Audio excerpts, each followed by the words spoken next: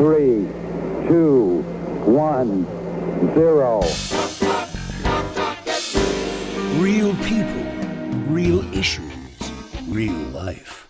Talk Recovery Radio. Live from the heart of the downtown east side, it's Talk Recovery Radio with Giuseppe Ganci and Darren Gaylor on Vancouver's Co-op Radio, CFRO 100.5 FM. From the streets to the studio, bringing you addiction recovery stories from real people with lived experience and real experts on today's issues. Tune in live every Thursday, noon to 1. Powered by New West Recovery. Real people, real issues, real life. Talk Recovery Radio. And good afternoon, Vancouver. Hello, hello. This is Giuseppe Ganci, and I'm here with my co-host, Mr. Darren Gaylor. Hey, Darren, how's it going? It's going well, thanks. It's going well. I'm glad it's going well. You're listening to Talk Recovery Radio after 8 years of shows, hundreds of guests, thousands of listeners. We want to say thank you to everybody. A special shout out to Jordan, who gets all of our guests every week. If you want to be a guest on Talk Recovery Radio, you can email Jordan at lastdoor.org. Talk Recovery Radio is brought to you by New West Recovery. And there's a little flash going on my other screen there. I'm not too sure what that is, but hopefully nobody gets a seizure because of it. It's like a piece of fluff on the camera. Yeah, something like that. So for those of you watching us on Facebook Live, you can see that. Those of us listening to us on the radio, we're 1 week behind schedule. In the future. One day we will be back in the studio, hopefully with all this COVID. Miss the studio. I miss the people. Me too. Co-op Radio, CFR. I miss the room. Yep. Right. Good times down there. Good time, especially because for those of you that don't know, the studio is actually at the corner of Hastings and Columbia, which is right down the center of the downtown east side. So it was definitely in the midst of the addiction chaos that happens in Vancouver, and it was nice to do a recovery show in the middle of all that. So that was always good. You get to restream our show, restream it on your favorite restream device from Spotify to iTunes to SoundCloud. So take a look at if you're still on Spotify, because that's a big thing now. But restream us there, or you can always go to our website, talkrecoveryradio.com. So Darren, sad news yesterday. They came out with the numbers for Vancouver Metro BC area. Overdose numbers are through the roof. They just keep going up. The official number, I think, over 2,200. I'm not too sure. I'd have to go through this to see the official number, but it's over 2,200 people died in BC in 2021, and that's 7 days on average per day, and 26% increase in fatalities. There was lots of conversations on Twitter, Facebook, the media, finger pointing, all that kind of stuff. We've got safe supply. It's not good enough. We got treatment. It's not good enough. We got detox. It's not good enough. We got SROs. It's not good enough. We've got housing first. It's not good enough. We've got drug checking. It's not good enough. We've got so much. I don't know why it's not good enough. I don't know. I'm a bit lost for words. We live our days, every day knowing that this isn't a number that's decreasing, and nor does it feel like there's anything, like, just as you're describing, the finger pointing and the blaming, that anybody is actively attempting to decrease this number. Again, that's the push with treatment and every approach, harm reduction, is this narrative of bringing that number down, but it's not. The number's not going down, and I don't know what the answer is. I just know it's none of this, back and forth and bickering. And like I've always said, like, a big building that involves everything, Yeah. that meets every individual's needs as far as where they're at the time. Yeah. You know, if Safe Supply can help that person in this, you know, get them to a place where they're seeing someone and coming back to some place where there's more resources, great. But don't just hand it out like it's the solution for Yeah. everyone, you know. And that's the thing, right?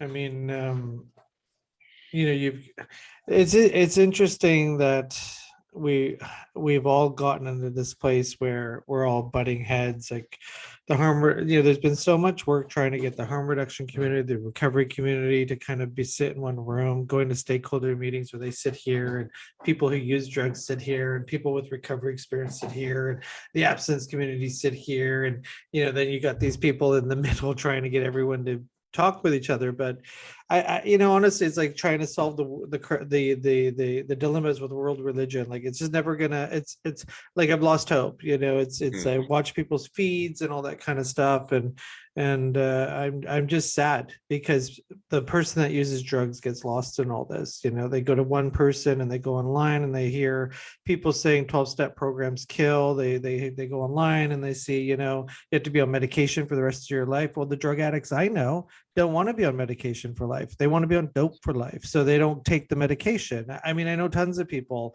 that don't go to rehab because they don't want to go on oat. They'd rather just stay on fed. And so it's just the narrative that's been created has just been so damaging. And then you got reporters out there like Andrew Wu, who came out with this article, 30% of people have substance use disorder that die from overdoses or something like that. And so that means people dying of overdoses don't have addiction, 70% of them. I'm like, where'd you learn to do math? Like I went to rehab when I was over 35. But I was an addict when I was 20 years old. I just didn't get caught. The consequences didn't ruin my life till I was 35. That's why I went to rehab. Most people that use drugs and have substance use disorder don't tell anybody. And the fact that that's not in the article that's the narrative. It's just casual heroin users. Well, you know what? There's a lot of casual heroin users that are actual addicts. I was an addict when I was in my 20s, but I never asked for help because I was stubborn.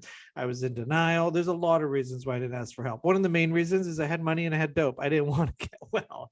When I ran out of money and I ran out of dope, I went to rehab. So that doesn't mean I turned into an addict at 35. So to have an article that says 70% of people don't have substance use disorder is, just bad reporting. And I think a lot of this bad reporting is one of the reasons why persons that are using substances get lost in all this. Then you have frontline workers who just got their diploma or their graduate certificate, out there like marchers, with these sound bites from Twitter. And it's just like, I was listening to the press conference yesterday, and this person that's, the president of the Doctors Association, I was just, she's reading off the teleprompter. I'm like, what are you doing in this press conference? Like, what are you doing? You know what I mean? Like, get out of here. You shouldn't be talking at this press conference. Like, where's your heart? You're reading off a teleprompter. So yeah, there's 2,200 people that are dead. And, some of them are my friends, quite a few of them are my friends. And I like, I don't think the number is going to go down. I can show up, most of us people watching the show know I work in a rehab center. I can go with our van right now and say, hey, free treatment, free food for a year. Come to recovery. Ain't no one going to get in that van. They're just not. No one's inspiring them to do recovery. It's like, here you are. So anyway, we talk about recovery. We try to talk about recovery. And every Thursday, thanks Darren, thanks Co-op Radio for giving us some time. We bring guests. We got personal stories back, which was, by request from you people. So the second guest in the show is going to talk about her lived recovery experience and so forth. But the first guest is kind of lived experience as well. And we're going to bring her into the show. An interesting topic. Darren, who are we bringing on air to talk recovery with us today?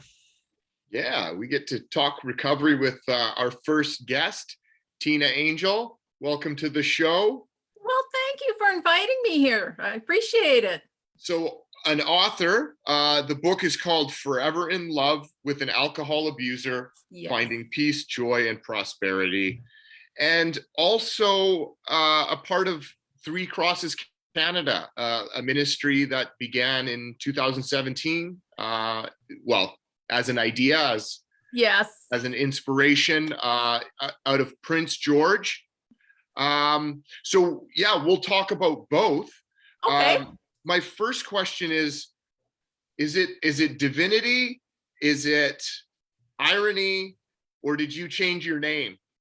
Because Tina Angel in I had to marry an angel to become an angel. Okay. that's fantastic. It's I love it.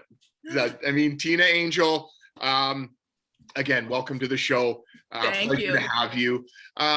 My first question, just so we can talk of the narrative of abuse, dependency, addiction. Why alcohol abuser and not typically alcoholic? Was there anything behind? Because when I was doing my research, there were so many different labels that they put on people. Right. I mean, I had a page full of different names, and I don't like labels because people put them on themselves and they believe that that's who they are, when in fact they are not. It's just something that they do. So alcohol abuser just seems to encompass most of the names that they give. So Makes sense. Yeah. I mean, I love it. Like, it's what we feel comfortable in identifying with, right? And yes. I mean, yeah, I mean, sometimes it takes a little bit of okay, well, I abuse it. I'm not quite an alcoholic. And hopefully we get to a point where it's just, I am what I am. I mean, this is a problem in my life. yeah. Now, I mean, the solution for this topic is Christian based, Yes. religious, in nature. So the book, is it for those of us that are already Christian, grew up Christian, come from a Christian home, and just need to align it with, the alcohol abuse that's been going on? Or is this like also for somebody in contemplation of, do I need to, find something with more deeper of a meaning? It is written for everybody. I do make quite a few biblical references to the Bible throughout. My hope is if somebody who did pick it up that was not a believer, that through the book that they would come to be a believer. But I think the premises would work well for anybody that picked up the book. Okay. And a little bit about your story, yourself. What was it that inspired this Journey? The journey, the ministry, the book? What was your life experience in this? As I was starting on my journey in 2014, I started reading quite a few books that were written by people who were in the same situation I was. And I was reading secular and Christian books. And I found that I'd read through the books, but there was no answers of how they got from the start to the finish. It was just their story. And so I started really doing some digging around, and I love to write. And as I started my journey, I started writing. And as I progressed, I decided that maybe this should be a book, and I felt led that I should write it and tell the people my story, but tell them what I went through and how I did what I did to get to where I am today. Yeah, I mean, we all need to hear that story. So my question, and I'm afraid of sounding somewhat ignorant, because I don't come from a religious background whatsoever. Neither did I. Okay. I mean, but at some point in my life, I was always introduced, whether through books or specific treatment programs, that there's something bigger, that there's, I mean, even in the 12-step fellowship, it's God.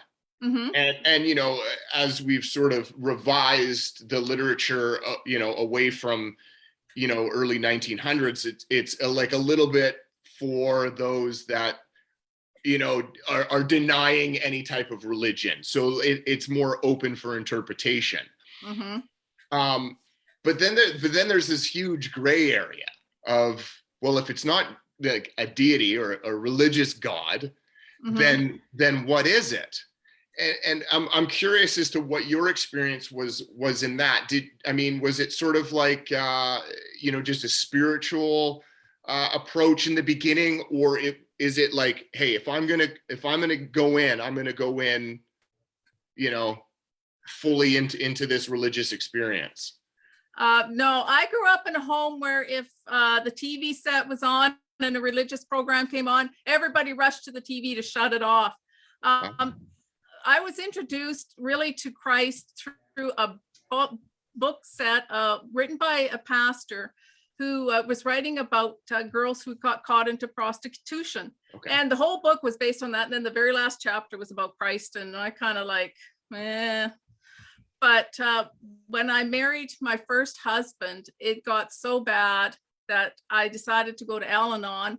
That's where I was introduced to God.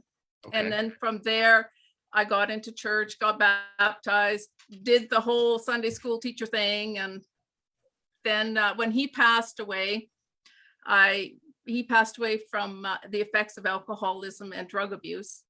And then I remarried, and I shouldn't have remarried the gentleman that I did because I was not ready. I was still pretty sick. And I divorced him, and then I jumped right into another relationship with an alcohol abuser, the one that I'm still married to today. And I really decided that was the time that I was really going to learn about who I was in Christ. And that's when I became full blown in love with God. And where did the book come from at this, you know, through this, like after all of these experiences, or were you beginning to write throughout? God told me I was supposed to write about my first husband, but I never did. So when I got to my third husband, during the relationship, I left him in 2014. I moved a block away from where we were living. And that's when I decided that I was going to start journaling what I was learning from God. And then from there, as I worked through this process, I was writing as well. So it took a long time to write it, but. You know, sorry, yeah. Go ahead, Darren, go. I was just curious because, you know, do you say, you know, God wrote the book through? Do you say that as a way of like humility, you know, to not take credit? Like, because I have a lot of these conversations with people, right? Mm-hmm. I mean, even in the 12-step program, that is more, you know, for those that are maybe agnostic, I find myself having conversations about, you know, about God, about certain steps that are involving us asking God to remove, you know, certain traits of ourselves.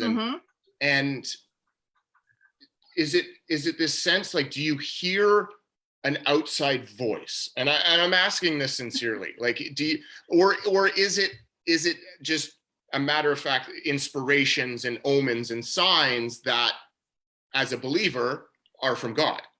All the above. Okay. I can sit here and have a conversation with God, and I don't hear him talking outside. I can hear him talking through people, like even you. Like I can hear God asking questions, you know, and leading and guiding this conversation as we are talking. A lot of it has come through. I've read a huge amount of books, and I've listened to a lot of people preach and a lot of people talk, and Yeah. But a lot of it is through my own mistakes. I think I got something and I'm going to step out and I fall flat on my face. So I think I have learned more from myself during my mistakes than I have through any other means. I love that. I mean, to be honest, you know, as someone who didn't grow up religious, I'm reading, you know, the information, and I'm a little bit nervous, right? That Oh. that I might say something, offensive or sound ignorant, like I said earlier, but we're the same.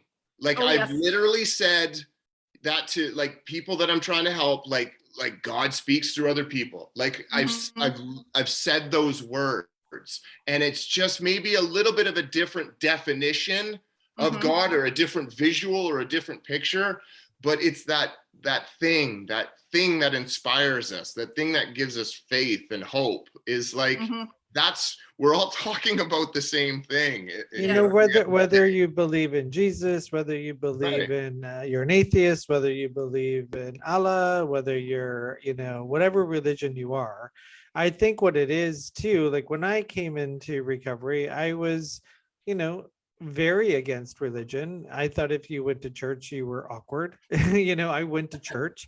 Why would you go to church? I mean, it's a horrible, this and that and all this other stuff. And when I finally, and then a friend of mine is Christian, and I hated him because he was not a friend of mine, somebody I knew, in my rehab. And I just didn't trust him because he was Christian and went to church on Sunday. I'm like, something's up with him, kind of thing. But as I did the work, I started to realize how self-centered I was, and how my beliefs are what everyone should believe. And when I let go of the idea that my beliefs are, the beliefs that everyone needs to live by, and that I had to accept others, and others accept me, I ended up, over time realizing like there's a lot of good Christians and there's some bad ones. There's a lot of great recovery people and there's some bad ones. And even the bad ones aren't bad. They're just, a little bit too self-centered maybe as well still. So is this, did you go through that? Like, you didn't do church, you guys shut the TV off if it was religious, you go to Al-Anon, you get inspired a little bit. So that process of change, how did that happen for you? Were you just hopeless and had to grasp onto something?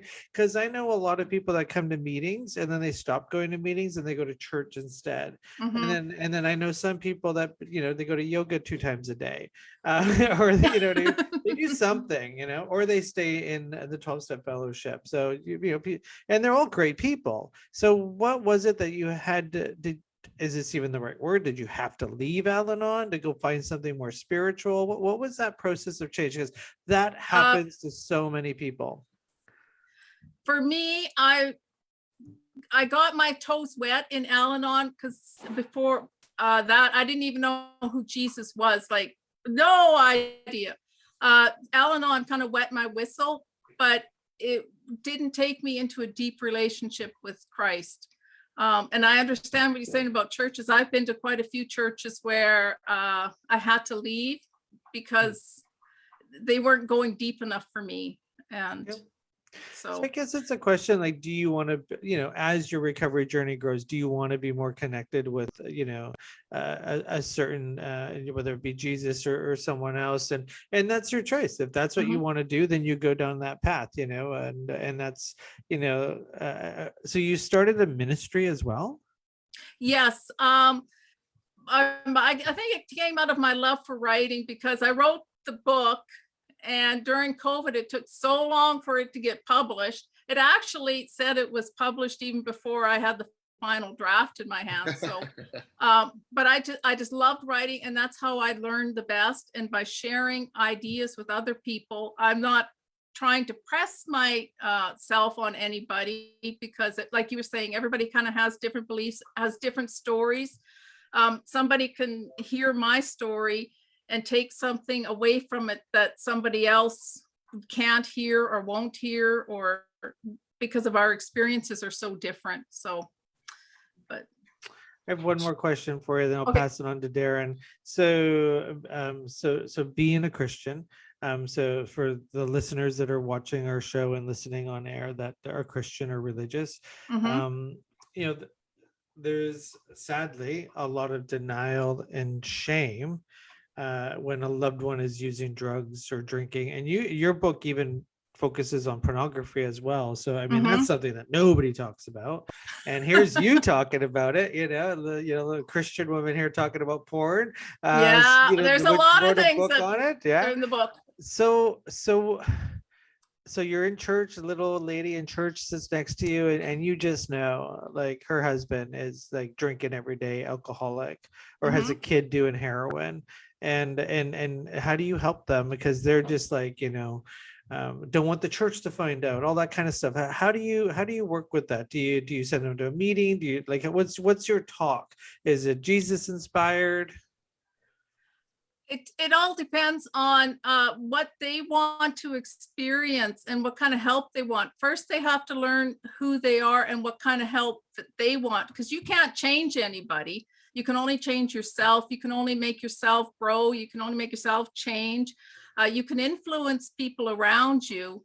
However, when it comes to the ultimate change, we have to discover who they are. And it's like you were saying, oh, if they don't want Jesus, what do you want to lean on for strength to help you to change and to refocus your thinking and your thoughts? The hardest thing I think people have is honoring other people.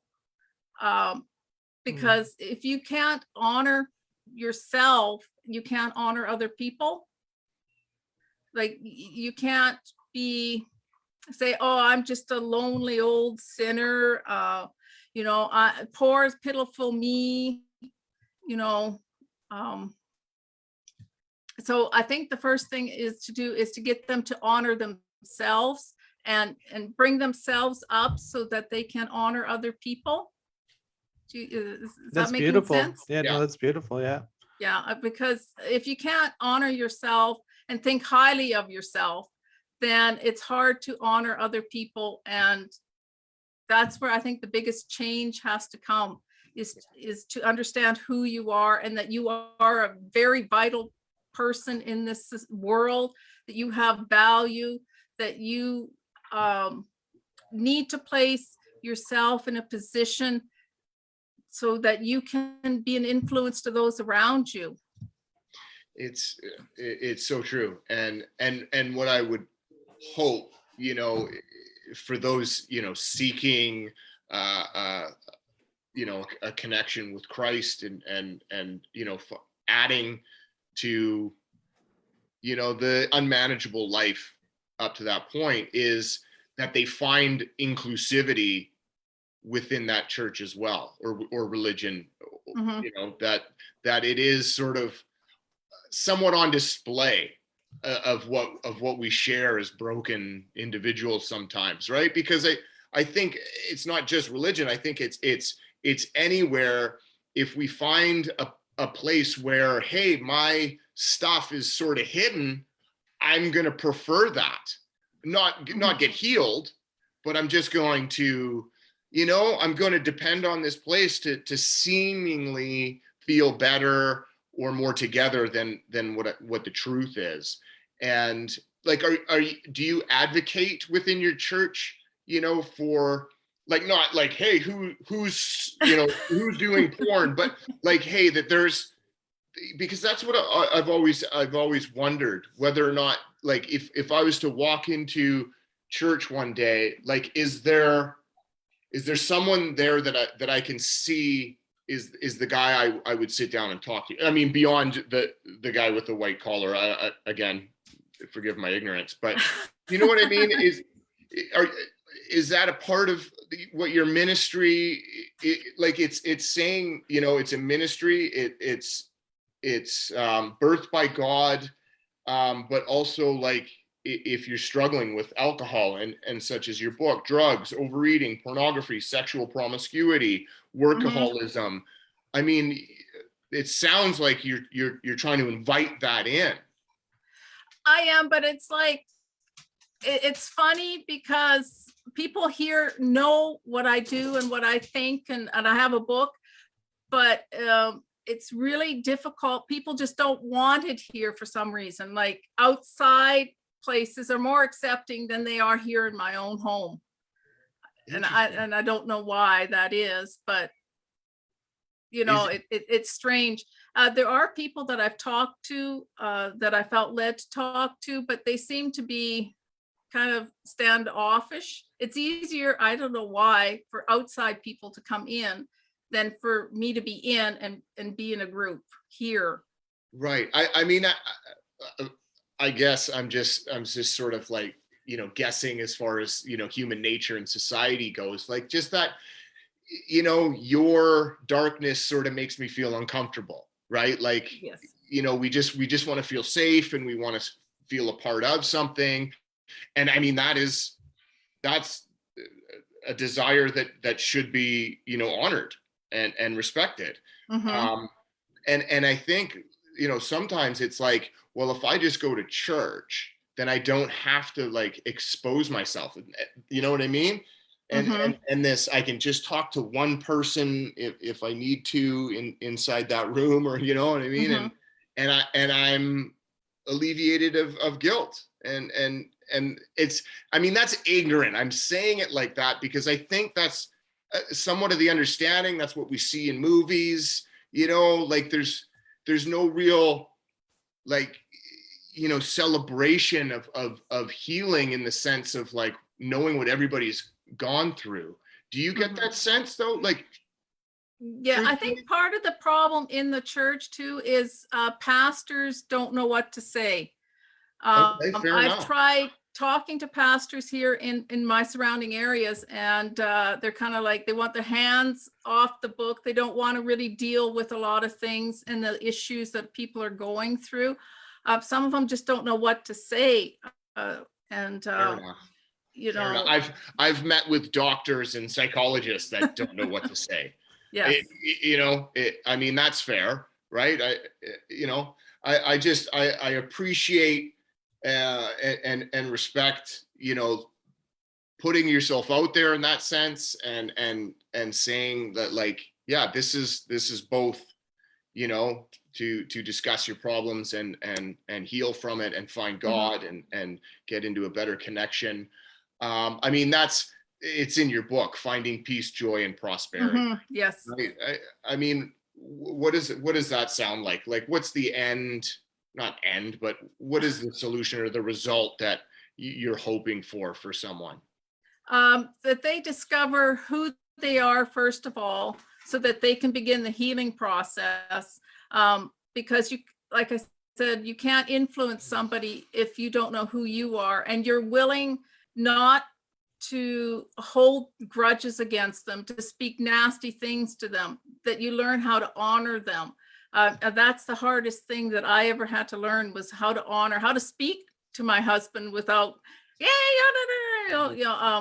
yeah. Fair enough. That's yes. that's definitely I mean, daily work for me. Yeah, I can't imagine if my husband came home and said, okay, you're supposed to honor your husband. Here's a bunch of Al-Anon programs, and you got to do this and you got to do that. And that would have crushed me. And I don't think I would have been very motivated to seek help at all. So a listener or family member, somebody listening, struggling with, choose your addiction. Three Crosses Canada, do they come to Prince George? Can they stay, or is this, what kind of resources are provided? Right now, all we have is what is online for right now. Unfortunately, because of COVID, a lot of things that I want to do, open up a center and have in meetings and do a lot of promotion that way. I just haven't been able to do it because my hands have been tied.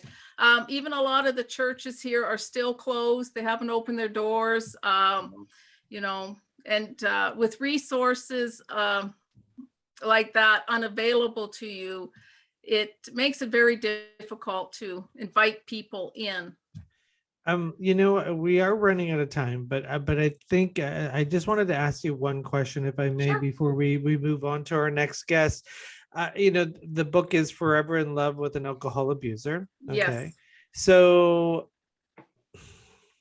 some people get sober, some people don't. How does your book tackle because you divorced your first husband My first husband died. Oh, he died. Okay, My sorry second about husband, I divorced. He wasn't an alcohol Okay. abuser at all. And So I'm married. how does the book look at the idea of like forgiveness, codependency, enabling? Because I think that's a big struggle. Like, if you don't get sober, I'm leaving you. How do I forgive you? You know, a lot of people think addiction is just about the substance use, but there's all the lying that goes on surrounding it. So I mean, I hate to throw such a deep question with so limited time, but I think that's pretty. How does your book tackle that, and so forth? What do you suggest? Well, for myself personally, I separated from my husband in 2014, and I moved a block away from him. And then 2 years ago, I moved away from him to another province. I still talk to him all the time. I still know what's going on in his life. Okay. He has children I'm still involved with.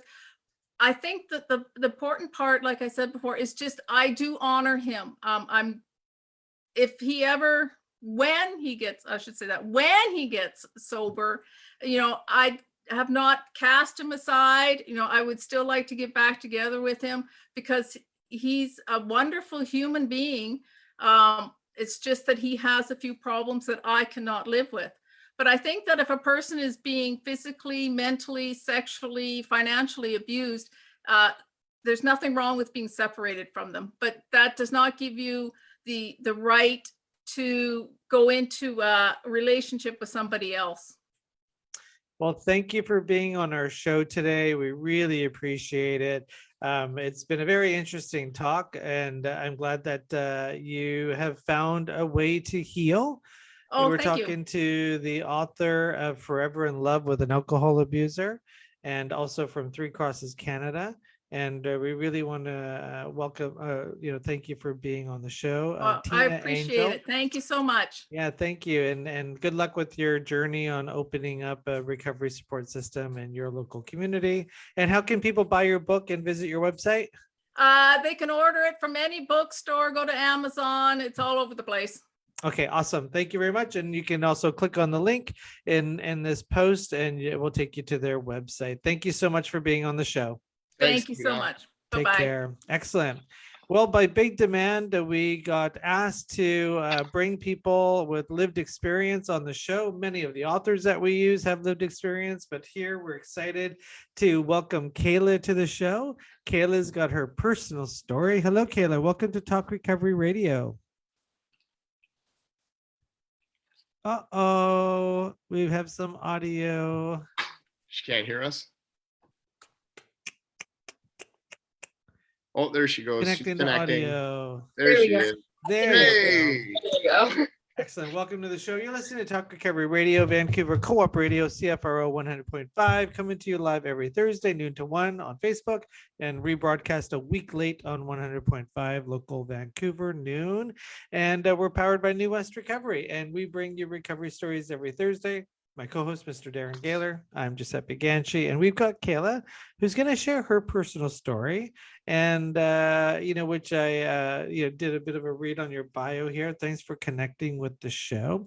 So you've had some addiction struggles yourself, but from what I read, there's also the family members in your life. So give us a little bit on your recovery journey and how you were able to heal. Well, it was definitely difficult, like any recovery. It started probably about 1.5 years ago, just being a kid, and I met a group of friends a couple cities away, and big partiers. It was almost 5 days a week where we would drink, and there was a lot of cocaine involved, and money was being spent left and right, especially on alcohol. And I have a great job.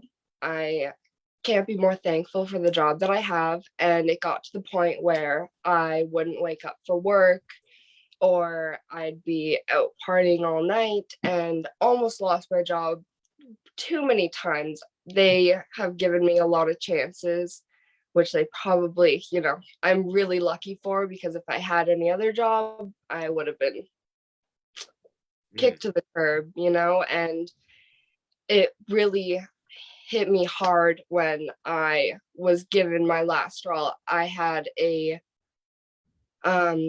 notice if it happened again, I would be suspended completely. I would be fired. And I pretty much just stopped. I had the strength to stop, which was awesome.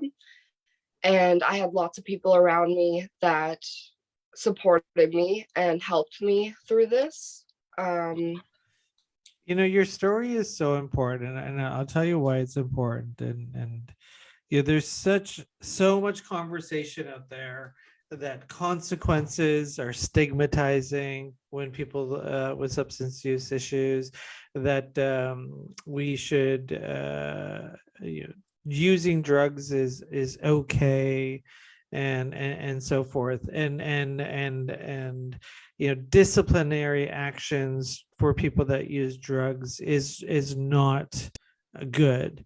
And you know, this old wise man that I knew once, you know, somebody, a reporter, this is when they were doing the crystal meth ads, like, this is you when you started using crystal meth, and the pictures go on, and then it's the last shot is your mug shot. And the reporters asked, like, you know, do these pictures work? And he said, sometimes, most times no. So for the ones that it did work, like, we should keep having these ads out there, because a lot of people wanted to pull those crystal meth ads down because of the stigma. So for you, you know, here you are with enough social capital, enough human capital still in your system, where it's, you know, your boss is like, hey, you're fired if you don't stop. You know, did that, is that one of the, like, did that help you stop? Like, is Yeah. that like, if they would have been like, hey, you know, just, you know, here, just use safely in the office, you know, would that have been better for you? Oh, well, no, I never went to work high or anything, but just the fact that I wouldn't be at work 100%, my full potential, and that was a big thing. But definitely him being like, you seriously need to get your shit together or you're out. And Yeah. that was enough to make me stop, because I got bills to pay and, you know, like life stuff, you know. So Yeah, the same thing happened Wow. to me. My employer said, "Hey, like, obviously something's wrong. Go to rehab or you're fired." And so I went to rehab. Obviously, I didn't want to go to rehab. You know what I mean? I had a bunch of dope at home, but I went to yeah. rehab, but you stopped. And like, how did you stop? Like, just willpower? Do you go to meetings? Did you go to a counselor? Did you hold your breath? Like, how did you stop? I kind of picked up um a different spirituality. I grew up Christian, and I still like believe in, you know, the I know it's helped a lot of people, like following God and talking to God and, you know, having him by your side.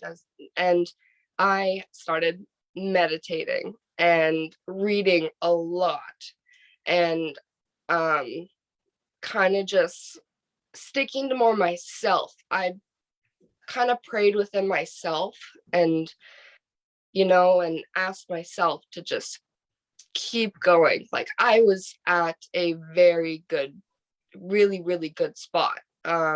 Last, I would say December, January, I was on top of the world, like just within myself, just talking to myself and writing down everything I felt, and people I wanted to talk to, and yeah, just I have kind of, so much admiration for you right now. I mean, you're 20, right? yes. Like, I mean, if some employer, well, I mean, and it happened. I don't know how many jobs I went through from like 18 to 25. Like, it didn't matter. Yeah. Like, you know what I mean? And so I don't know if if you're feeling like anxious about talking about finding God and going back to that in your life. Like, don't be, because I mean, our first guest was a Christian based author, and I'm just like overwhelmed. Like, this is what religion should be about, is giving an individual like some inspiration, some inner peace, and like an adjustment to emotion, and the confidence, because I know I didn't have it at 20. Like, I was so, whatever the group's doing, I'm doing. And is a direct result of many years of detriment and unmanageability. And so big props to you, Kayla, for like, Thank you. like really taking care of yourself for that purpose, and for having something in your life at 20, like a job that was important enough for you to keep. Like, you know what I mean? I mean, I think it's such an important conversation, because at 20 years old, 19, we just so easily just hit that effort switch, whatever, it's just a job, and are more concerned about the group of friends, and our self-esteem is built on our next decision to either give in or take care of ourselves. The question I do have, I think it's important, is what was the approach of your employer? Like, did he create a space for you to tell him what was going on, or did he just guess, or did it matter? Like, but what was the approach? Because so many of us, whether we're 45 at a job of 20 years, or, we're working at, at a young age, at a grocery store. Like, when we have problems, like, it's so much the approach, because it's so easy to be like, well, you're late too many times, like, you're fired, like, get out, right? So how important was that, like, approach to you being late, or your poor work ethic at the time?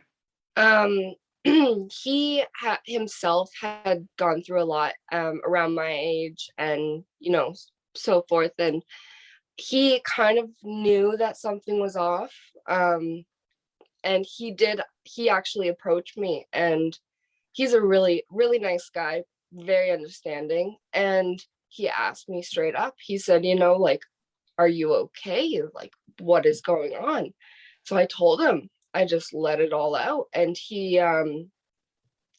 I told him, like, that moment, I was like, I'm done. I can't, like, I deleted all my social media. I Wow. removed boys. That was a big thing too. I was addicted to boys. These are the things a psychologist would tell somebody to do. Like, this is what you got to That's a do. big move. Delete your social right? media. I mean, And that is things a we huge fight. move.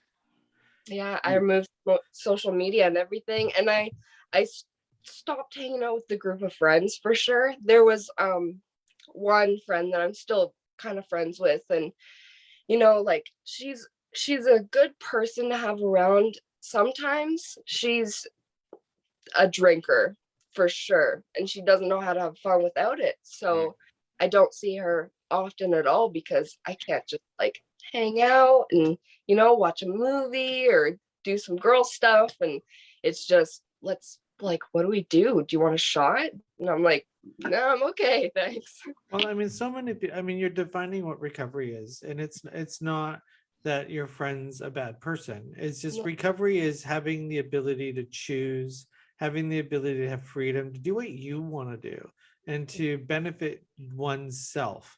And if you don't want to hang out with somebody that's doing something, and you have the self-esteem, you have the ability to believe in yourself and making the right choices, and that's what recovery is. It's just making healthy choices that don't end up you closer to the morgue, or closer, I mean, your demographic, are the people that are dying because you're using drugs, and you're using cocaine, and you're not testing your drugs, you're not going to consumption sites, you're not part of that harm reduction world. And so, you go around and ask a lot of 20-year-olds to delete their social media, they're not going to do it.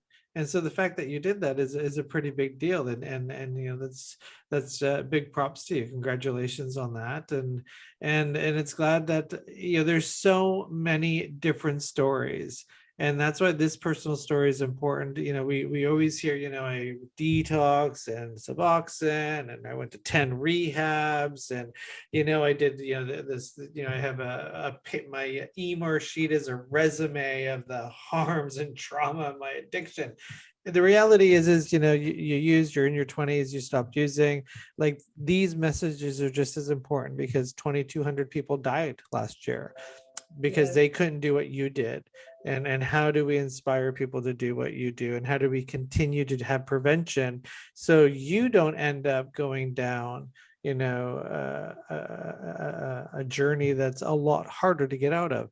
I mean, my journey sounds just like yours, but I was 35, and so I had 15 years of shit I had to make amends for. You know what I mean? 15 years of cocaine use turned into crack use, and crack use turned into this, and that, had to go up and had to go down. And so Kayla's definitely the smartest person on the screen right now. yeah, you know what I mean? Like, when I was in my 20s, like, if you would, like, it was a party, but really Yeah. it wasn't. Like, it was dangerous. I drove drunk. I did drugs that I didn't know where they came from, and who knows who I was hanging out with. So you nipped it in the bud. I hope that you continue to make decisions, and you've gone down the religious path. And this is a religious show today. I kind of put the two together, which is great, because there's many pathways to recovery, and that includes medication, that includes 12-step, that includes programs that have to do with Jesus, and that includes sometimes just none of that. Just your friend and Netflix. Who knows, right? So, I mean, Giuseppe mentioned a point. I mean, it's your story of why it's so difficult, especially at a young age, to just stop, right? And why it ends up being a typical, like, at 35, when I have fewer choices, that now I clean up. Because what you just described doing to take care of yourself could result in loneliness, right? Like, stopping stimulants that make you feel good, right? So, potentially depression, just feeling down, disconnected from social groups, right? Like, these are the excuses we make to continue on that behavior. And this is I think, for me, one of the most important questions, and now what recovery is for me, like how do you replace that? How do you get through that? What did you add to your life? You know what I mean? Like, can you just tell us whether that was the experience for you, and what helped you, heal from that? Yeah. Well, family definitely helped me get through that. It was a lonely process for sure. Like, I suffer from pretty intense depression. Okay.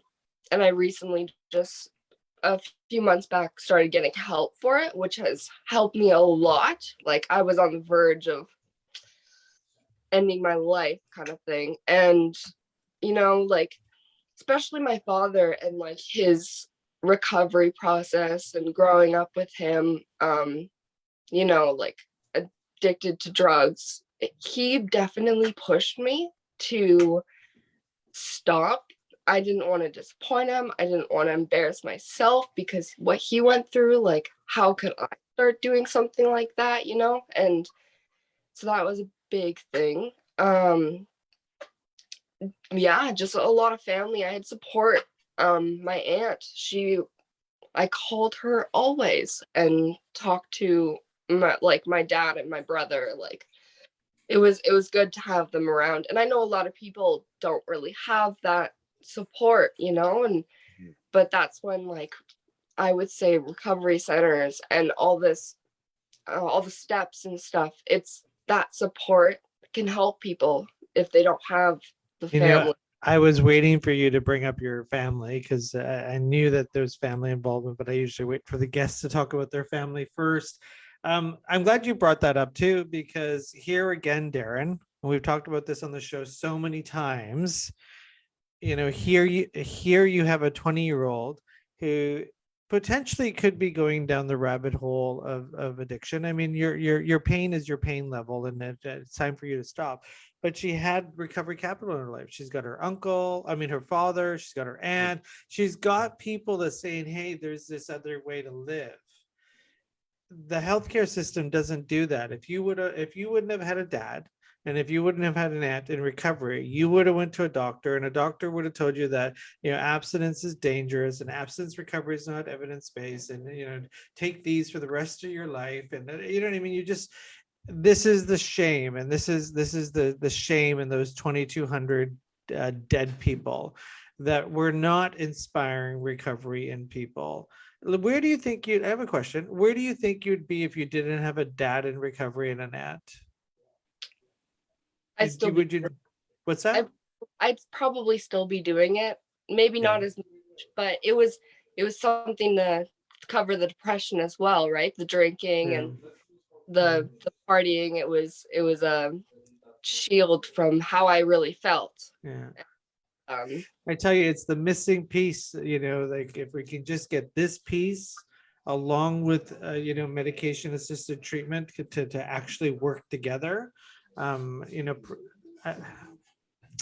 I don't run the province, but maybe it's a good thing I don't, but an individual desire too, like that willingness we always talk about, like even though we don't know what's on the other side, or that the feelings are seemingly worse when we make these decisions, like the willingness to have the conversations with your aunt, and to go see a doctor and tell them like you need help, like to get rid of the social media for time. Like the willingness to take care of yourself has to be there, right? And it has to be there, but it also could use some guidance, and the healthcare system shouldn't be deciding what that guidance is based on your social capital and your financial capital. If you're poor, you're going to get this type of treatment. If you're kind of rich, you're going to get this kind. Anyway, thanks for being on the show, Kayla. Thank you for the courage, honesty. I hope it inspires other people who may be in the same boat as you. So yes, me too. Congratulations on your journey. You're listening to Talk Recovery Radio, coming to you live every Thursday. If you want to share your personal story, or somebody that has a personal recovery, mental health, and addiction story, email Jordan at lastdoor.org. He coordinates our show's guests. Darren, always good to see you on Thursday. I'll be seeing you pretty soon on February 21st. We're doing our Chosen Family event at the Vancouver Art Gallery on Family Day. We've got recovery speakers, we've got expert speakers, we've got the kids zone, we've got drag shows, we got it all. It's all free at the Vancouver Art Gallery. Go to lastdoor.org/recovery events for the information there. And Kayla, good luck. Thanks for being on the show. Thanks for listening. Thanks so much, Kayla. Bye. Thanks, everybody. Take care. Bye-bye.